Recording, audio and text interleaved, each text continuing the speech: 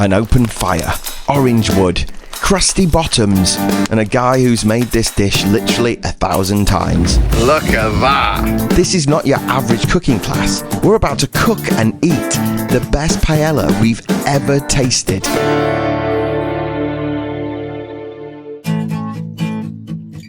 So today we're doing something we've wanted to do since we booked this trip.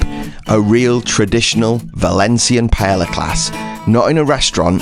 Instead, we're here, over an open fire with a guy called Ryan, who's actually British, and he's been doing this for over 20 years in restaurants in and around Valencia, winning competitions for his culinary talents. His place is called Ryan's Rice, and honestly, we had no idea what we were in for. What we do is we put the oil in the middle of the pan. Yeah. That's how we know the pan is level, because the oil will stay in the middle of the pan. Real Valencian paella isn't seafood, that's a tourist thing. The original recipe goes back to farm workers 300 years ago, cooking what they had. Because they used to just cook, and it was like a farmer's lunch. They would just put the pan and cook on an orange wood fire, and they would use whatever they had around them, which was ducks, eels, snails, water rats, chickens. Sounds delicious. Rabbits. So yeah, now the traditional one is just chicken and rabbit. Ryan tells us really early on that fire isn't just the heat, it's actually an ingredient, part of the paella's flavour. The orange wood fire does what a gas stove will never be able to do. Because not everyone in our family eats meat, Ryan had the challenge of cooking 2 paellas side by side. One the traditional one, and one a fully veggie version for Sam, loaded with vegetables. Same fire and the same technique, but a completely different pan.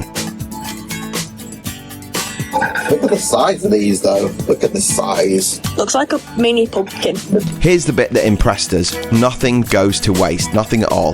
The vegetable skin doesn't get binned, it goes straight into making the stock that flavours the whole dish. Delicious. Chunky garlic's going in now. Yeah. Very chunky. We like the chunky garlic. The orange wood isn't random either. It's a Valencia thing. Orange groves are everywhere around here, and the wood burns clean and slow, which is exactly what the paella needs. How the liquid is in, it's just...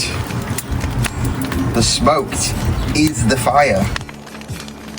It's basically the region's 5th ingredient, and you won't find it on any recipe card, apart from Ryan's, of course. This is me pretending I'm cooking paella when I'm clearly not, because Ryan's Rice knows what he's doing.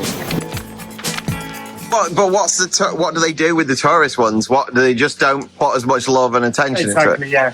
It's just lazy paella. Very lazy. They don't use saffron. They use food colouring. They don't fry the meat properly. They don't use a good quality rice. They normally use like stock cubes instead of proper stock. It's all about great ingredients then, really. Exactly, yeah. Whilst the paella cooked, Ryan's wife Victoria pulled us aside to make sangria, and this was not the sangria we were expecting. It had red wine, cinnamon sticks, 2 types of gin, some vermouth and lemonade, loaded with orange and apple and lemon.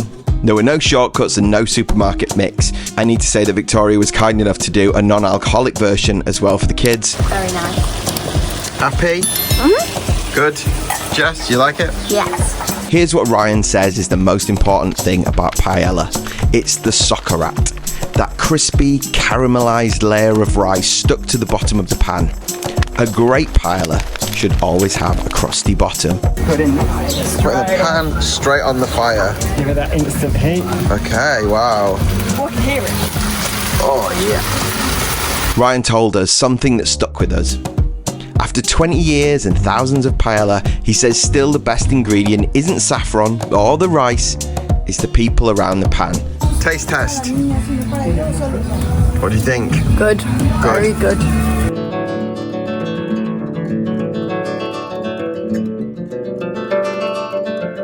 Wow, it was hot out there, cooking over fire, but we're inside to eat now. Okay. Which is good because aircon. And that's it. Hours of fire tending for about 15 minutes of eating. 2 paellas, one for meat eaters and one for Sam, that we all tried, and it was gorgeous. They were both amazing, and honestly, they were the best we've ever tasted. I think we've all got to try both. You can hear the crusty bottom. That's it, yeah. If you're heading to Valencia with your family, we can't recommend enough. Go visit Ryan's Rice. I've put a link in the description so you can get to his website, and hopefully you'll make a booking and enjoy it just as much as we did. If you're interested in more family travel ideas, we'd love it if you would subscribe to the channel and give us a like on this video as well. We've just got back from Valencia and we've got so much more to share. Thanks for watching. See you next time.